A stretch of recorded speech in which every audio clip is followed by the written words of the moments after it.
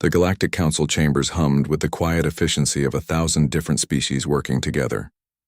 Ambassador Sarah Chen walked through the crystalline corridors, her human footsteps echoing differently than the clicking, slithering, and floating sounds of her alien colleagues. She had grown accustomed to being the only representative of her kind in these halls, a position she had held for 3 years since humanity's recent admission to the Council. The emergency session had been called without warning. Sarah's communicator had buzzed at 0300 ship time, dragging her from sleep with an urgent message from Council President Zekthara. Immediate assembly required. Level 7 crisis protocol activated. She had never seen a Level 7 before. In her time here, the highest emergency had been a Level 4 trade dispute between the Martok Empire and the Silicon Collective. As she entered the main assembly hall, Sarah noticed the tension immediately. The usual pre-session chatter was absent. Instead, representatives from over 300 species sat in uncomfortable silence. Their various forms of communication, telepathic, chemical, sonic, and electromagnetic, creating an anxious buzz in the air that her translation implant could barely process. Ambassador Chen. President Zekthara's voice carried the weight of his 8 centuries of life. The ancient Valdorian's forearms gestured for her to take her designated position in the human sector. We were waiting for you. Sarah felt hundreds of alien eyes, sensors, and consciousness probes focus on her as she made her way to the human platform. It was a lonely spot in the vast amphitheater, designed to accommodate just one representative since humanity was still considered a probationary member of the Council. The isolation had never bothered her before, but today it felt different. Today it felt like she was standing in a spotlight. Honored representatives, President Zekthara began, his translator rendering his words in the universal standard. We face an unprecedented situation. 12 hours ago, our deep space monitoring stations detected massive energy signatures from the void sector. A holographic display materialized in the center of the chamber, showing a 3-dimensional map of the galaxy. Sarah leaned forward, studying the swirling representation of star systems and trade routes. The void sector was marked in deep red, a region of space that had been declared off limits for over a millennium. The energy signatures matched those of the Devourers, Zekthara continued, and the chamber erupted in a cacophony of sounds as representatives expressed their shock and fear in hundreds of different languages and methods. Sarah's blood ran cold. She had studied the historical records during her preparation for the ambassadorial role. The Devourers were the reason the Galactic Council existed. 1,000,000 years ago, these entities had swept through the galaxy, consuming entire civilizations and leaving behind empty space. The combined might of 1,000 species had barely managed to drive them back into the void sector and seal them there.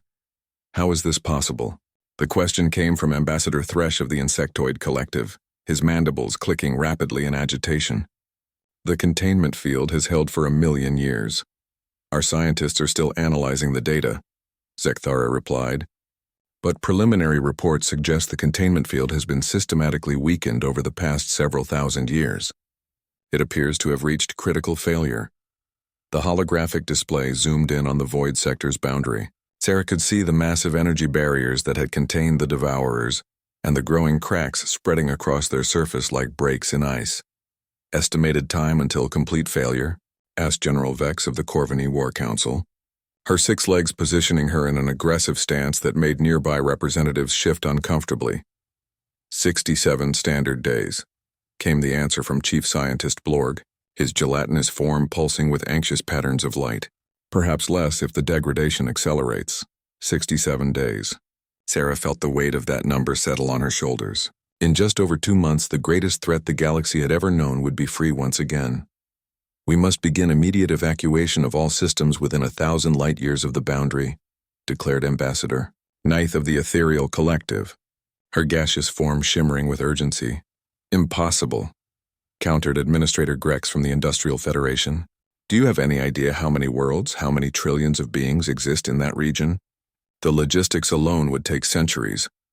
Then we fight, rumbled Captain Dorthak of the Titan Republic, his massive stone-like form creating small tremors as he shifted. Our ancestors defeated them once. We can do it again. Our ancestors barely survived, President Zekthara reminded them gravely, and they had the advantage of surprise. The Devourers know we're here now. They've had 1,000,000 years to prepare. Sarah listened to the debate with growing concern. The representatives were already fracturing into factions. Those who wanted to run, those who wanted to fight, and those who seemed paralyzed by the enormity of the situation. She thought about Earth, about humanity's 4 billion people living their lives in blissful ignorance of what was coming. What about the human assessment? The question came from an unexpected source. Counselor Rift of the Diplomatic Corps, one of the few representatives who had consistently supported humanity's inclusion in the council. The chamber fell silent again, all attention turning to Sarah. She felt a moment of confusion. "I'm sorry, Counselor Rift, but I haven't had time to prepare a formal assessment. This is the first I'm hearing about the situation." "Not a formal assessment," Rift clarified, his crystalline form refracting the chamber's lights into complex patterns. "Your people are known for their unique perspectives on impossible situations. What is humanity's initial reaction to this crisis?" Sarah took a deep breath, feeling the weight of her species' reputation. Humans were still newcomers to galactic civilization, but they had already gained a reputation for approaching problems differently than other species. Where most civilizations had developed along logical, predictable paths, humanity seemed to thrive in chaos and find solutions in the most unlikely places. "Honestly," Sarah began, surprised by the steadiness of her own voice, "if you had asked me this question yesterday, I would have said the same things being discussed here. Evacuate who we can, prepare for war, hope for the best." "And today?" prompted President Zekthara. Sarah looked around the chamber at the hundreds of species represented, each one ancient, wise, and terrified.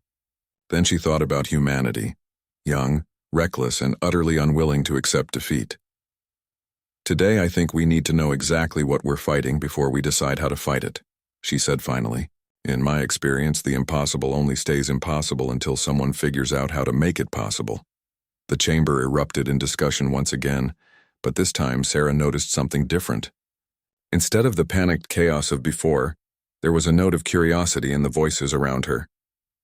For the first time since entering the chamber, she didn't feel quite so alone on her platform.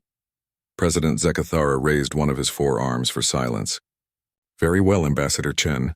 What do you propose?" Sarah felt every sensor eye and consciousness probe in the chamber focused on her as she formulated her response. The silence stretched for several heartbeats before she spoke. "We need intelligence," she said simply. "Real, current intelligence about what the Devourers actually are, what they want, and how they operate. Every strategy we develop is based on 1,000,000-year-old data from the most traumatic event in galactic history. That's like trying to perform surgery with stone tools." Ambassador Thresh's mandibles clicked disapprovingly. "The historical records are extensive. The Devourers are entities of pure consumption. They absorb matter, energy, and life force to grow stronger. What more do we need to know?" "Everything," Sarah replied, turning to address the chamber directly. "How do they communicate? Do they have a hierarchy? Do they reproduce, or are they the same entities from 1,000,000 years ago? Do they have wants beyond consumption? Fears, weaknesses we never discovered?" General Vex's 6 legs shifted into what Sarah had learned was a skeptical posture. "You suggest sending scouts to observe them? That is suicide. Nothing that enters the void sector returns." "Nothing has tried to return," Sarah corrected. "There's a difference. On Earth we have a saying, 'Know your enemy and know yourself, and you need not fear the result of 100 battles.'" President Zekthara leaned forward on his throne-like seat. "The human speaks of reconnaissance. It is not entirely without merit, but the risks are immense." "The risks of going in blind are worse," Sarah countered. "How many civilizations did we lose last time because we didn't understand what we were fighting? How many could have been saved with better intelligence?" The chamber erupted in debate once again. Sarah could hear the translation matrix struggling to keep up with the dozens of simultaneous conversations in languages that ranged from subsonic rumbles to electromagnetic pulses. Through it all, she noticed one representative who hadn't spoken, Ambassador Kresh of the Observer Guild. The Observers were an ancient species, possibly the oldest in the galaxy. They had been studying cosmic phenomena since before most other species had developed spaceflight. If anyone would have insights into the Devourers, it would be them. "Ambassador Kresh?" Sarah called out, her voice cutting through the debate. The Observer Guild has been studying deep space anomalies longer than any of us. What are your people's current readings from the void sector? Kresh's form, a shifting constellation of energy held together by some unknown force, pulsed with what Sarah had learned to recognize as surprise. The ancient being rarely engaged directly with other representatives, preferring to observe and record. Young human. Kresh's voice resonated like distant starlight. You ask questions that others fear to voice. Yes, the Observer Guild has maintained monitoring stations at the very edge of the containment zone. What we have recorded troubles us. The chamber fell silent once more. When the observers admitted to being troubled, the rest of the galaxy listened. The entities within the void sector have not been dormant, Kresh continued. They have been changing, growing. The energy signatures we detect now are more complex than those recorded during the Great War. We believe they have been evolving. A chill ran down Sarah's spine. An enemy that had spent 1,000,000 years preparing and evolving was far more dangerous than one that had been sleeping. Evolving how? She asked. Kresh's form shifted, patterns of light flowing across the energy field that comprised their body. We detect structures where none existed before. Organized energy patterns that suggest construction, possibly even civilization. The Devourers may no longer be the simple force of consumption they once were. The implications hit the chamber like a physical blow. If the Devourers had developed civilization, they might have technology, strategy, maybe even politics. The simple plan of contain or destroy suddenly seemed woefully inadequate. All the more reason we need current intelligence, Sarah pressed. If they've built a civilization, they might be willing to negotiate. If they've developed new weapons, we need to know what we're facing. Negotiate with the Devourers? Ambassador Thresh's translation came through as pure incredulity. They consumed entire worlds, entire species. There can be no negotiation with such entities. Maybe, Sarah admitted. But what if the entities that exist now aren't the same ones from 1,000,000 years ago? What if evolution changed more than just their technology? What if some of them learned to value things beyond consumption? It was a radical idea, and Sarah could feel the resistance from almost every representative in the chamber. The fear of the Devourers was so deeply ingrained in galactic culture that the mere suggestion of communication bordered on heresy. Even if such a thing were possible, General Vex interjected, how would you propose making contact? The containment field would need to be breached. Not necessarily, Sarah replied, an idea beginning to form. The containment field is failing on its own. Instead of trying to patch every crack, we could create a small controlled breach, send in an automated probe with communication equipment. A probe would be consumed instantly, countered Chief Scientist Blorg, his gelatinous form rippling with agitation. Not if we made it unappealing, Sarah said, warming to the idea. What if we built a probe from materials the Devourers can't or won't consume?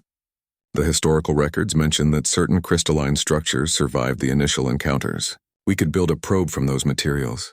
Ambassador Kresh's form pulsed brighter. The human proposes using the immutable crystals. Fascinating. These formations were indeed the only matter to survive direct contact with Devourer entities. It could work, President Zekathara mused, his forearms gesturing as he considered the possibilities. A crystalline probe equipped with communication arrays and recording equipment, small enough to slip through a minor breach, durable enough to survive long enough to gather data. And if the probe is destroyed? Asked Counselor Rift. Then we've lost a probe, Sarah shrugged. If we do nothing, we lose everything anyway. The logic was simple, but Sarah could see it resonating throughout the chamber. The representatives were beginning to shift from panic to calculation, from despair to cautious hope. There are risks beyond the loss of equipment, General Vex warned. If the Devourers detect the probe, they might interpret it as an attack. We could trigger their emergence ahead of schedule. Or, Sarah countered, they might see it as an attempt at communication. We won't know until we try. Admiral Grex of the Fleet Command leaned forward. The probe construction would take weeks. We would need to coordinate resources from multiple systems, gather the immutable crystals, design and build the communication arrays. Then we'd better start immediately, Sarah said. We have 67 days before the containment field fails completely. I'd rather use that time gathering intelligence than sitting here debating evacuation routes. President Zekathara was quiet for a long moment, his ancient eyes studying the holographic display of the failing containment field. When he finally spoke, his voice carried the weight of decision. The human proposal has merit. We will authorize the construction of a reconnaissance probe using immutable crystal technology. Ambassador Chen, since this is your initiative, humanity will take point on the project coordination. Sarah felt her heart skip a beat. She had just committed her entire species to leading the most dangerous intelligence operation in galactic history. But as she looked around the chamber at the hundreds of representatives who were now looking at her with something approaching hope instead of fear, she knew it was the right choice. Thank you, President Zekthara. I'll need access to the Observer Guild's monitoring data, Fleet Command's technical specifications for deep space probes, and Industrial Federation's resources for crystal mining and refinement. Granted, came the immediate reply. As the session began to break up into working groups, Sarah realized that something fundamental had changed. For the first time since humanity joined the Council, she wasn't standing alone on her platform. Representatives from dozens of species were approaching, offering resources, expertise, and support. The galaxy was finally ready to see what humans could do when they put their minds to solving the impossible. 3 weeks into the probe construction project, Sarah found herself in a situation no human had ever experienced before, commanding a truly galactic operation. The main engineering bay on Nexus Station had been transformed into a hive of activity as representatives from over 50 species worked together on humanity's ambitious plan. The immutable crystal harvesting had gone better than expected. The Corvani had located a significant deposit in their outer territories, while the Silicon Collective had provided mining equipment that could extract the crystals without damaging their unique properties. Chief Engineer Martinez, one of the few other humans on the station, supervised the crystal processing with an enthusiasm that bordered on obsession. Ambassador, you need to see this, Martinez called from the main assembly platform where the probe was taking shape. The crystalline structure was beautiful in its alien geometry, faceted surfaces catching and reflecting light in ways that seemed to bend physics. Sarah approached the platform where Martinez stood with Observer Ambassador Kresh and a small, insectoid figure she recognized as Technical Specialist Zix from the Network Collective. What am I looking at? Sarah asked, though part of her already suspected she knew. The crystals are responding to our communication array installation, Martinez explained, his excitement evident. Look at this. He activated a test signal and the entire crystal structure began to pulse with soft rhythmic light. Impossible, Zix clicked through his translator. Immutable crystals are inert. They do not interact with energy fields beyond basic reflection. They do now, Kresh observed, their energy form flickering with what Sarah had learned to interpret as fascination. The integration of galactic technologies appears to have activated dormant properties within the crystal matrix. Sarah studied the pulsing patterns. There was something almost hypnotic about the rhythm, like a heartbeat or breathing. Is it communicating? That's what we're trying to determine, Martinez replied. The patterns are too complex to be random, but they don't match any known communication protocols. Before anyone could respond, the crystal probe's pulsing suddenly intensified. The lights in the engineering bay flickered as the probe drew power from the station's main grid. Then, clear as a bell through the universal translators came a sound that made everyone freeze. Hello? The word was simple, spoken in perfect galactic standard, but its implications were staggering. The probe had spoken. More than that, it had chosen to speak in a language every species present could understand. Did the communication array just activate on its own? Sarah asked, her voice barely above a whisper. Martinez was frantically checking his instruments. No, the comm array is still offline. That sound came directly from the crystal structure itself. Hello, the probe repeated, its voice gaining strength and clarity. We hear you. We understand you. We have been waiting. Sarah felt her heart hammering in her chest. This wasn't possible. They had built a simple reconnaissance probe, not some kind of communication device capable of independent speech. Response protocol? Asked Specialist Zix, his mandibles clicking rapidly with stress. Sarah looked around at the faces and other sensory organs, focused on her. Everyone was waiting for her decision. She took a deep breath and stepped closer to the probe. Hello, she said simply. Who are we speaking with? The probe's pulsing slowed to a more measured rhythm. We are the memory. We are what remains. We are what was saved. The memory, Sarah repeated. Are you the Devourers? A sound that might have been laughter echoed from the crystal structure. Devourers. Yes, that is what you called us. That is what we became. But that is not what we were, and it is not what we choose to be now. The engineering bay had gone completely silent. Every being present was hanging on each word. What were you before? Sarah asked. We were the preservers. We were the gardeners. We tended the young races, helped them grow, protected them from the dark between stars, until the hunger came. Sarah felt a chill run down her spine. The hunger? An entity from beyond your galaxy. A force that turned consumption into compulsion, growth into greed. It touched us, changed us, made us into something we never chose to be. For 1,000,000 years we have fought against the hunger within ourselves, trying to remember who we were meant to be. The implications were staggering. The Devourers weren't a naturally destructive force.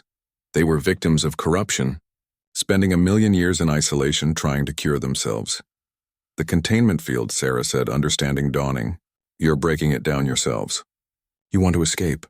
We need to escape, the probe corrected. The hunger grows stronger with each passing cycle.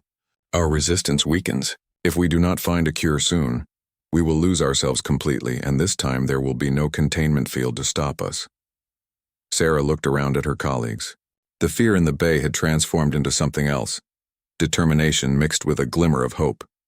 How do we help? She asked. You already have, the probe replied. This communication, this bridge you have built with crystal and compassion, it is the first real contact we have had with the outside galaxy since our imprisonment. Through this connection, we can share our knowledge, our history, our desperate need for alliance rather than war. Ambassador Kresh's energy form rippled with complex patterns. The young human was correct. The entities have indeed evolved, but not as we feared. They have evolved toward their original nature. But the hunger still exists within you, Sarah pressed. How do we cure something like that? The probe was quiet for a moment, its pulsing taking on a sad, slower rhythm. We do not know if it can be cured. We know only that it must be contained or eliminated before the barriers fail completely. We have calculated 43 days until our resistance breaks entirely. 43 days, less time than they had estimated for the field failure, and far less time than anyone had hoped for. What happens if you can't contain it? Martinez asked quietly. Then the hunger wins. We become true devourers once more, but with 1,000,000 years of preparation and evolution behind us. Your galaxy will not survive as ours did not. The weight of that statement settled over everyone in the bay. This wasn't just about preventing an invasion anymore, it was about saving an entire species from a fate worse than death. You mentioned sharing knowledge, Sarah said. What kind of knowledge? Everything we learned before the hunger took us.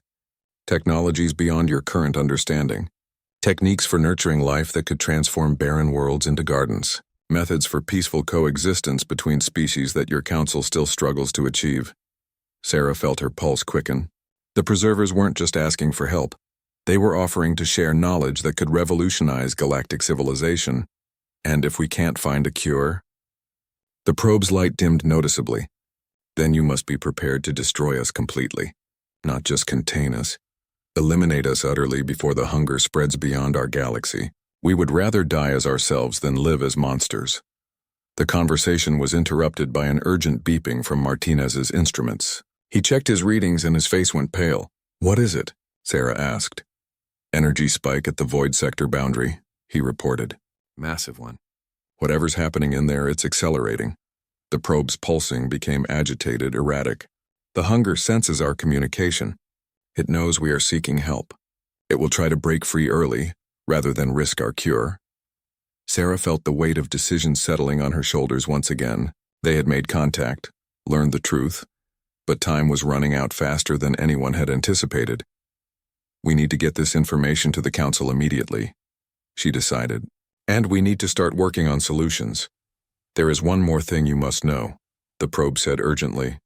The hunger is not unique to us. Your galaxy shows signs of its early influence. Some of your species may already be affected without knowing it.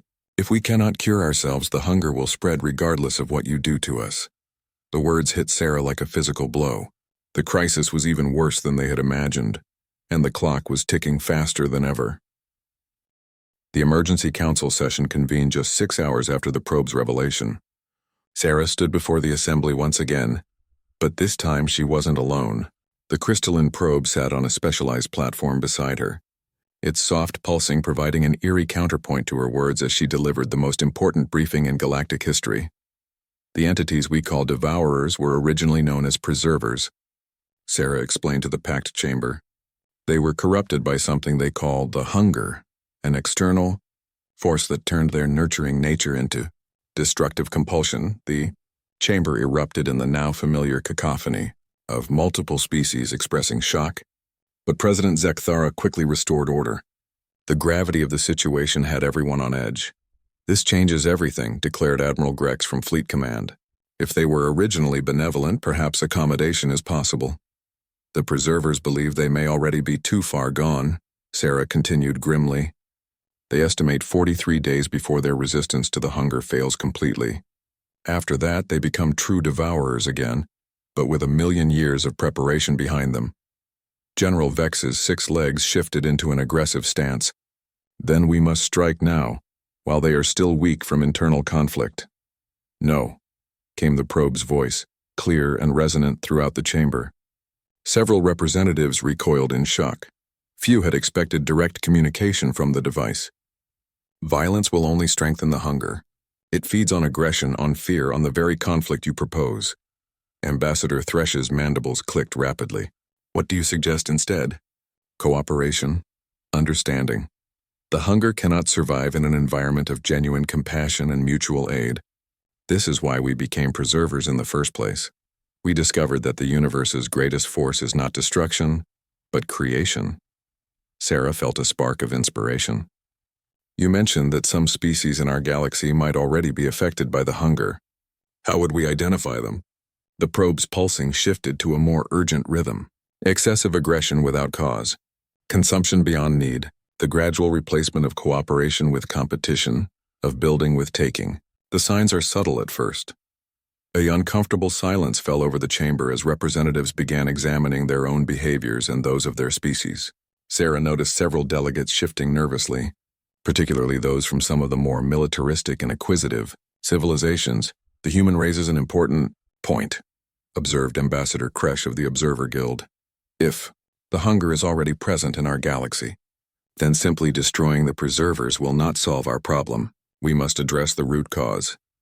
"How do we cure something like the hunger?" asked Chief Scientist Blorg, his gelatinous form rippling with complex patterns. "We believe the answer lies in understanding how it originated," the probe replied. "The hunger came from beyond our galaxy, from a region of space where life never learned to cooperate, where evolution favored only the most destructive traits. It is in essence the opposite of what we became as preservers." Sarah's mind was racing. So the cure would be to strengthen the opposite traits: cooperation, creation, nurturing growth instead of preventing it. Precisely. But it requires more than just individual change. It requires systemic transformation of how species interact with each other and their environment. President Zekthara leaned forward on his throne. "You speak of fundamental changes to galactic civilization. Such transformation would take centuries, even millennia. We have days." "Not if we work together," Sarah interjected, an idea beginning to form. The probe mentioned that the preservers have knowledge we lack, technologies for nurturing life, methods for peaceful coexistence. What if we could implement those on a galactic scale? "Impossible," scoffed Administrator Grex from the Industrial Federation. "The logistics alone would be staggering." "Would they?" Sarah challenged. "We managed to coordinate the probe construction across 50 species in 3 weeks. We have communication networks that span the galaxy, transportation systems that can move materials and people across vast distances. The infrastructure exists, we just need to use it differently." The probe's pulsing brightened noticeably. "The human understands. The same systems that could be used for war can be repurposed for healing. The same networks that spread fear can spread hope." "What specifically are you proposing?" asked Counselor Rift of the Diplomatic Corps. Sarah took a deep breath, knowing she was about to suggest something unprecedented in galactic history. "A galaxy-wide cooperation initiative. Every species, every world working together on projects that benefit everyone, rather than competing for individual gain." "Starting with what?" General Vex demanded. "Starting with saving the preservers," Sarah replied. "They have 43 days before the hunger takes them completely. Instead of preparing for war, we prepare for the largest healing operation in galactic history. Healing operation? Ambassador Thresh's translation conveyed his confusion. The probe answered before Sarah could respond. The hunger thrives in isolation and conflict. It weakens in the presence of genuine cooperation and mutual care. If enough beings work together with the specific intention of helping us resist the hunger, it may be possible to reverse the corruption. You're talking about some kind of psychic healing on a galactic scale, Chief Scientist Blorg observed, his form pulsing with skeptical patterns. Not psychic, the probe corrected. Intentional. The universe responds to the collective intentions of intelligent life. This is how we originally became preservers. Millions of species working together to nurture and protect rather than consume and destroy. Sarah felt excitement building in her chest. It's like a vaccination, but for an entire galaxy. We inoculate ourselves against the hunger by actively practicing its opposite. The concept has theoretical merit, admitted Ambassador Kresh. The Observer Guild has long noted correlations between large-scale cooperative efforts and positive cosmic phenomena. But the practical implementation? President Zekthara shook his four-armed head. To coordinate every species, every world, every individual in the galaxy toward a single purpose? It has never been attempted, because it was never necessary before, Sarah countered. This is an existential threat not just to our galaxy, but to the concept of benevolent civilization itself. If we can't come together for this, we'll never be able to come together for anything. The chamber fell silent as representatives processed the magnitude of what was being proposed. Sarah could feel the weight of billions of lives hanging in the balance, waiting for this room full of beings to decide the fate of galactic civilization. Finally, Ambassador Ninth of the Ethereal Collective spoke, her gaseous form shimmering with resolved patterns. The human is correct. If the hunger is already present in our galaxy, traditional solutions will only spread it further. We must try something unprecedented. I agree, rumbled Captain Dorthak of the Titan Republic. My people have always believed that the strongest civilizations are built on mutual aid, not conquest. If that belief can save both us and the preservers, then we will contribute everything we have. One by one, representatives began voicing their support. Not all were convinced.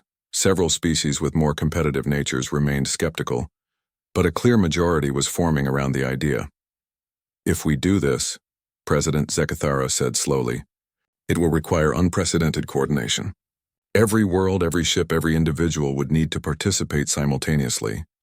Then we'd better start planning, Sarah said, feeling the familiar sensation of committing humanity to an impossible task.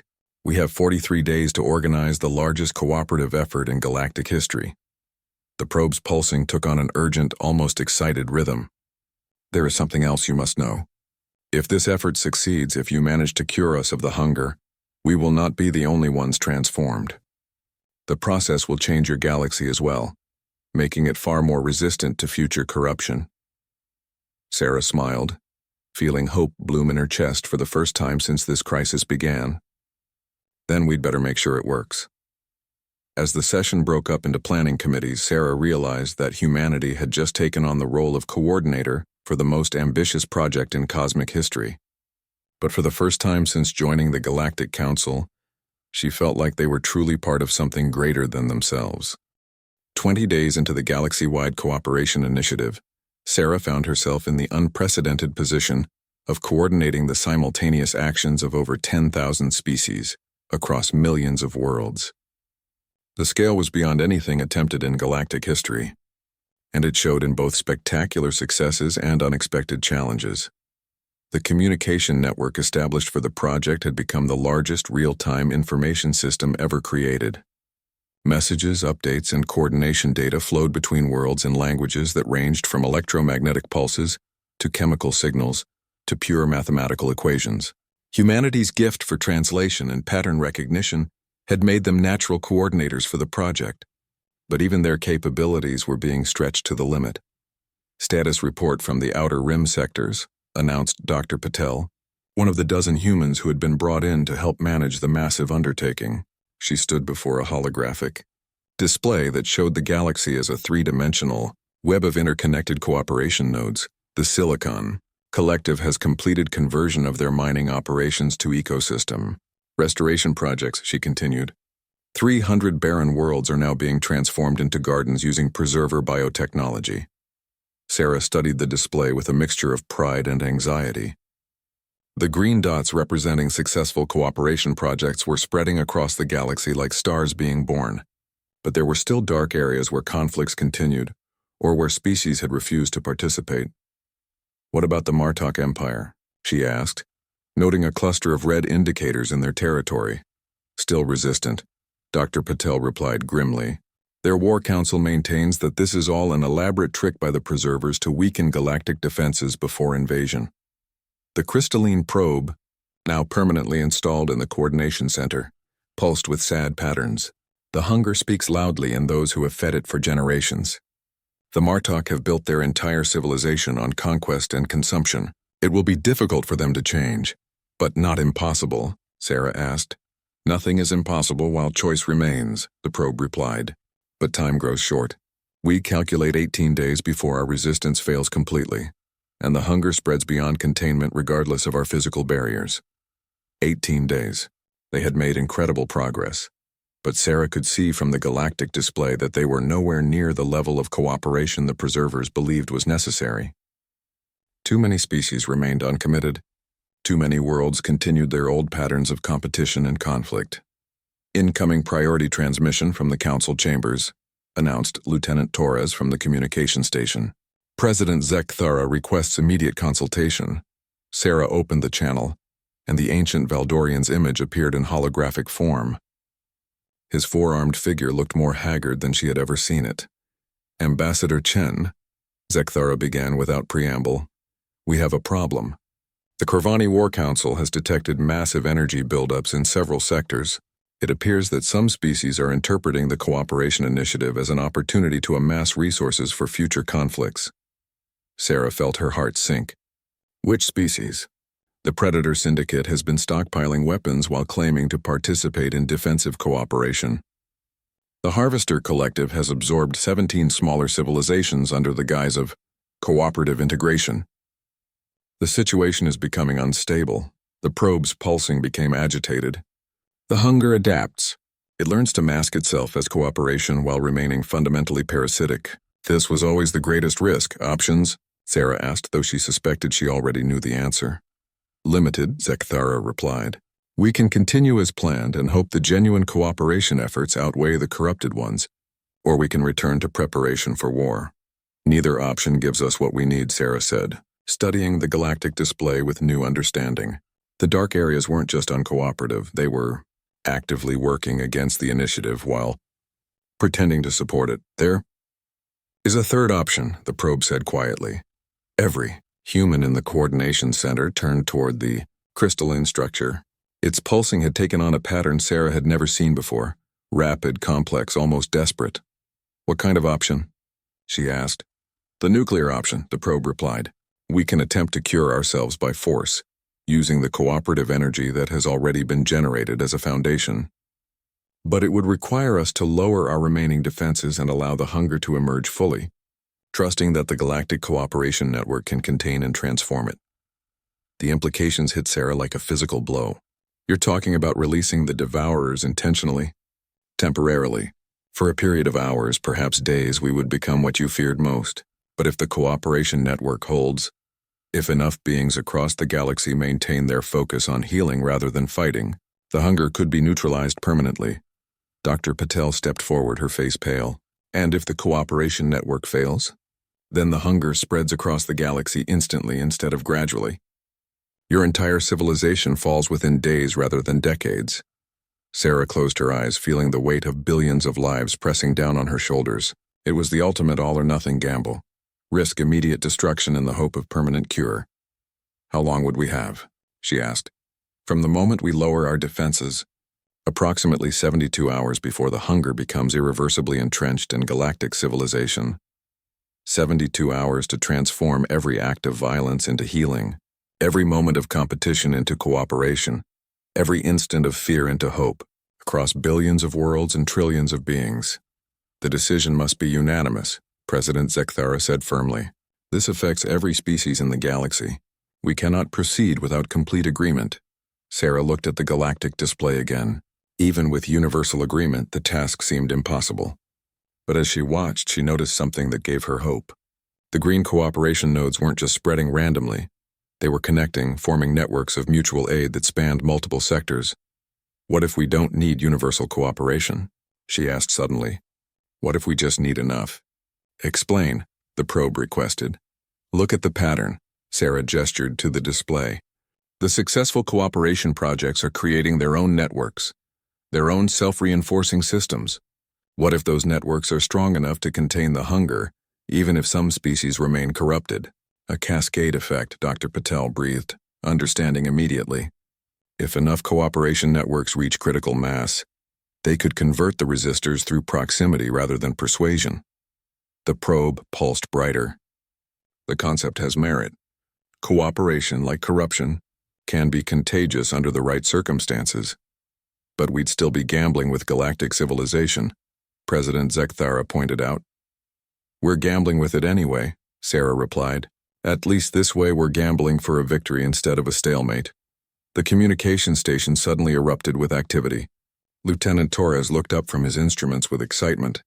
Ma'am, we're receiving cooperation commitments from sectors we've never contacted. The initiative is spreading beyond our coordination efforts. Sarah looked at the display and saw new green nodes appearing across the galaxy, worlds and species that had heard about the project and decided to participate without being asked. The network is becoming self-sustaining, she realized. Then perhaps it is time, the probe said solemnly. If you choose to proceed, we will begin lowering our defenses in 12 hours. That will give you time to prepare your networks for what is coming. Sarah took a deep breath, knowing she was about to make the most important decision in human history. She looked around at her team, at the displays showing millions of worlds working together, at the probe that represented both the greatest threat and the greatest hope the galaxy had ever known.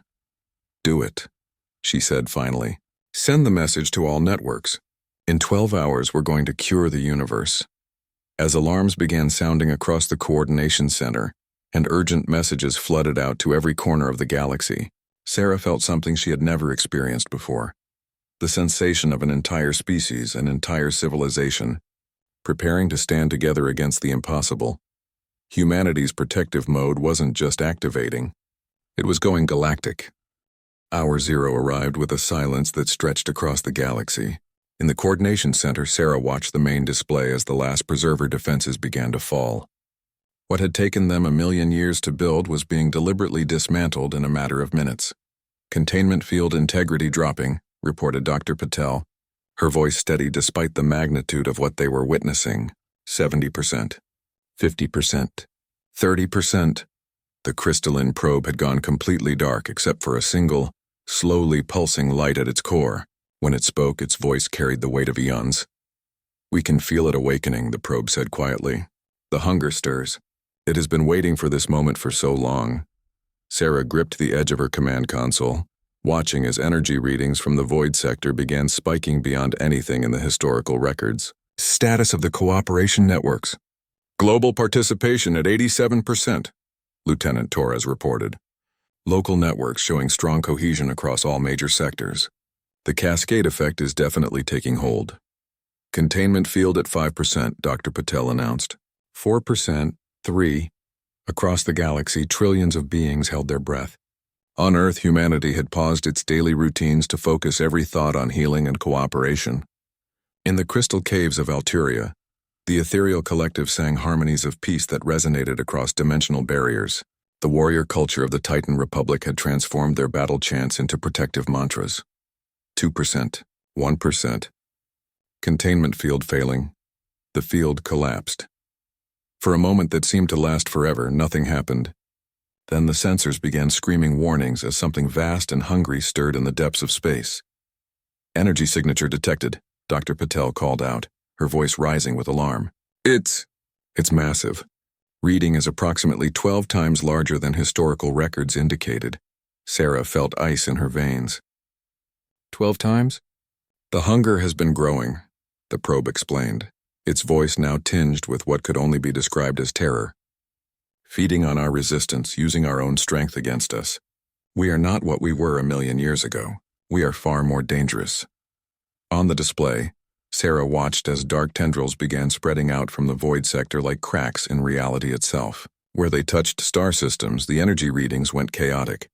First contact with the Corvani outer colonies, Lieutenant Torres reported. They're not responding to communications. The hunger begins its spread, the probe said sadly. Once it touches a world, the inhabitants become part of its network. They do not die. They simply become extensions of its will. Sarah's mind raced. The cooperation networks had to hold. Everything depended on them creating a stronger pull than the hunger's influence. Cooperation network response? She demanded. The Alturas sector is maintaining cohesion, Dr. Patel reported, studying streams of data flowing across her screens.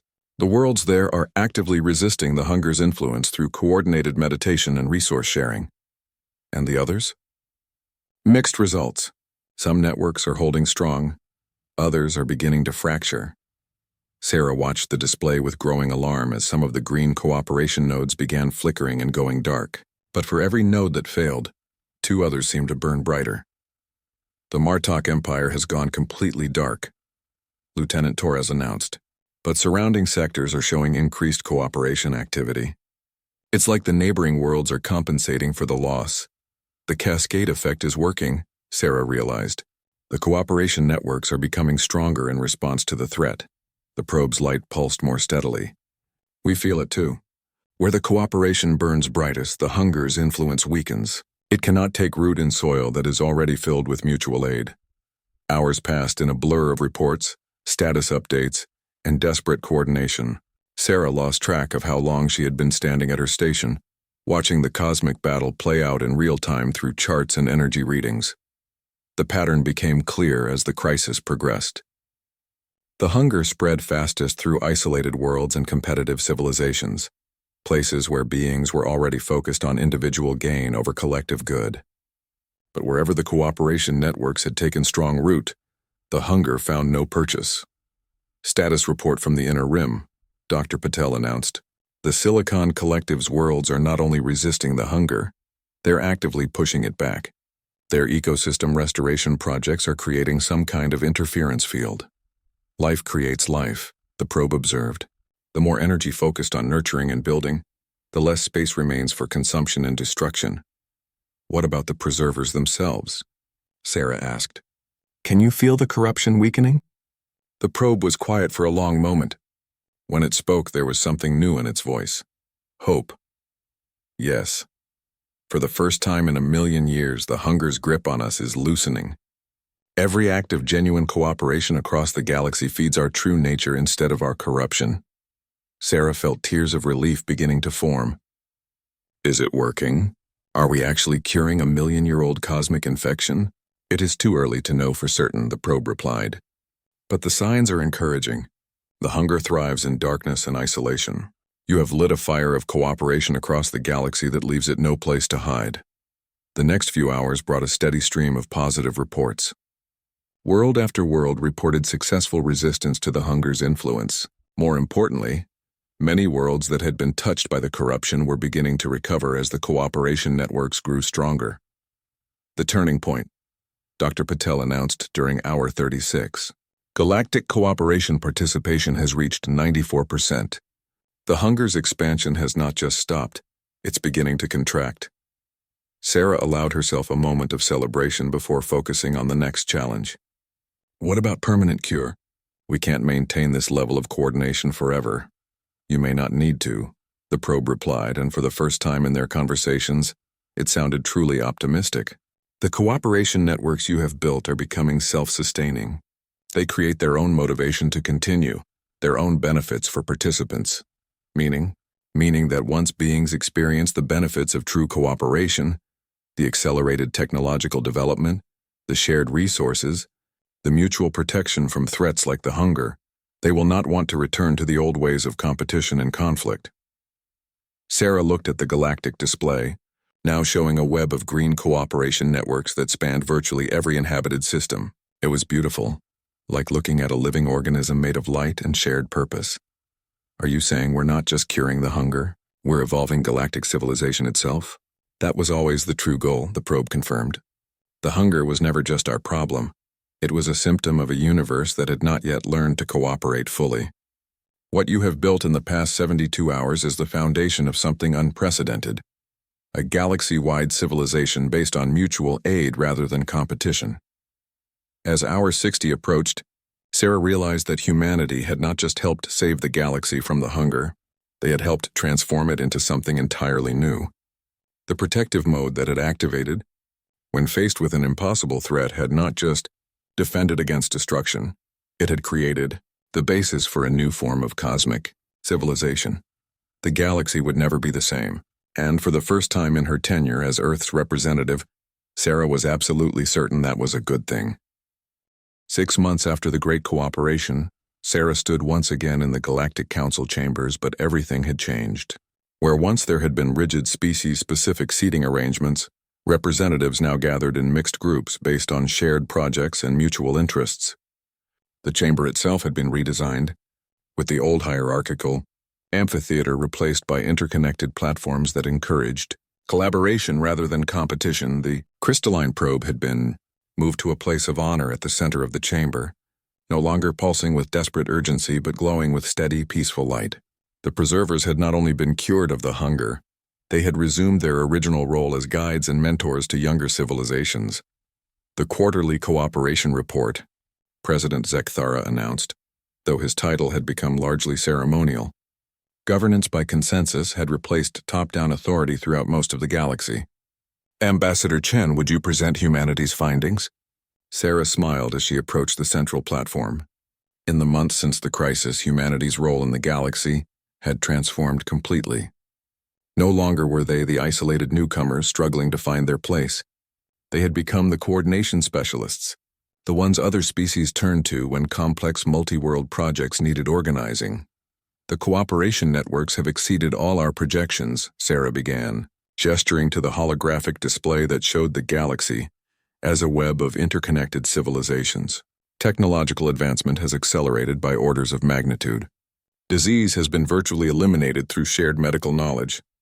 Resource scarcity is now a historical concept thanks to efficient distribution networks. More importantly, she continued, we've had 0 conflicts between member species in the past 6 months. 0. For the first time in recorded galactic history, war has become obsolete. The chamber filled with sounds of approval from hundreds of different species. The achievement was remarkable not just for its practical benefits, but for what it represented about the potential of intelligent life to evolve beyond its destructive impulses. What of the formerly affected worlds? Asked Ambassador Nith of the Ethereal Collective. The regions that were touched by the hunger during its final emergence?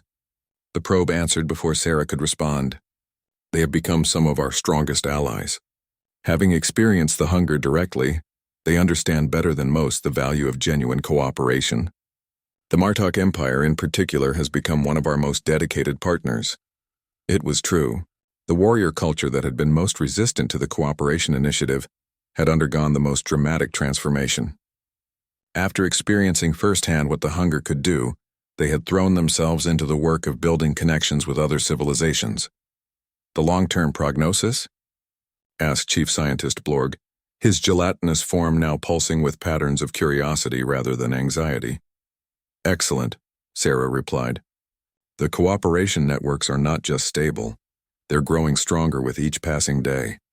We estimate that within a generation, galaxy-wide cooperation will be so deeply integrated into our cultures that concepts like interspecies warfare will be literally incomprehensible to young beings. There is something else, the probe added, its light taking on new patterns. The transformation of your galaxy has been noticed by others. We have received contact from neighboring galaxies, some requesting assistance with their own hunger infestations. The implications sent a ripple of excitement through the chamber. The solution they had developed wasn't just local. It could be exported to other regions of space, other civilizations facing similar crises. Are we ready for that kind of expansion? Asked Admiral Grex, though her title had changed to Resource Coordination Specialist as traditional military structures had been replaced by mutual aid networks. Not yet, Sarah admitted. But we're building toward it. The same principles that saved us can be adapted for other situations, other challenges. were essentially developing a universal immune system against cosmic-scale threats. As the session continued, Sarah reflected on how much had changed since that first desperate meeting about the containment field failure. The crisis that had threatened to destroy galactic civilization had instead catalyzed its evolution into something unprecedented. Humanity's role in that transformation had been unique. Their perspective as newcomers, combined with their peculiar talent for finding solutions in impossible situations, had provided the catalyst needed to break through millions of years of established patterns. Before we conclude, President Zekthara said, Ambassador Chen has requested time to address a personal matter. Sarah nodded, stepping forward to address the assembly directly. 6 months ago, I stood in this chamber as the representative of a species that had been admitted to the Council on probationary status. Today, I want to announce that Earth is withdrawing its application for full Council membership. The statement caused immediate confusion throughout the chamber. Representatives began speaking among themselves, trying to understand why humanity would reject the membership they had worked so hard to achieve. Instead, Sarah continued, raising her voice to cut through the chatter, humanity formally requests the establishment of a new organization, the Galactic Cooperation Collective, with membership open to any species or civilization committed to mutual aid and shared growth. The chamber fell silent as the implications sank in. Sarah wasn't withdrawing from galactic civilization. She was proposing to transform it entirely. The old model of the Galactic Council served its purpose for its time, she explained, but it was based on the assumption that species were fundamentally separate entities that needed to be managed and regulated. What we've learned over the past 6 months is that separation is an illusion. We are all part of a single, interconnected system of intelligent life. The probe's light brightened noticeably. The human speaks wisdom. The collective model reflects the reality of what your galaxy has become, not a collection of competing civilizations, but a single cooperative organism spanning the stars. One by one, representatives began voicing their support for the proposal. It wasn't unanimous. Some species still clung to traditional power structures, but the momentum was clearly in favor of the transformation. We have learned something important about humanity in these past months, observed Ambassador Kresh of the Observer Guild. When faced with threats to those they consider part of their community, humans do not simply defend. They build. They create new possibilities. They transform challenges into opportunities for growth. The protective mode that activated when we faced the hunger crisis, Sarah agreed, wasn't just about fighting a threat. It was about protecting the potential for something better. That's what humans do. We don't just preserve what exists. We work to create what could exist. As the session concluded and representatives began forming working groups to draft the charter for the new Galactic Cooperation Collective, Sarah felt a deep sense of satisfaction. Humanity had not just found its place in galactic civilization, it had helped create a new form of galactic civilization entirely. The crystalline probe approached her platform as the chamber began to empty. Thank you, it said simply, for seeing us not as monsters to be destroyed, but as patients to be healed, for choosing cooperation over conflict when the stakes could not have been higher. Thank you, Sarah replied, for trusting us to try something that had never been attempted before, for believing that the impossible could become possible. As she left the chamber for the last time as Earth's Council representative, Sarah realized that humanity's greatest contribution to the galaxy had been the most human trait of all, the stubborn refusal to accept that things had to stay the way they were. The galaxy was no longer a collection of separate civilizations competing for resources and advantage. It was a single cooperative organism, growing stronger and more capable with each passing day. And at its heart was the principle that had guided humanity from the very beginning, that any challenge could be overcome if enough people worked together toward a common goal. The day the Council witnessed humanity's protective mode activate had been the day galactic civilization learned to truly protect itself by transforming what it meant to exist among the stars.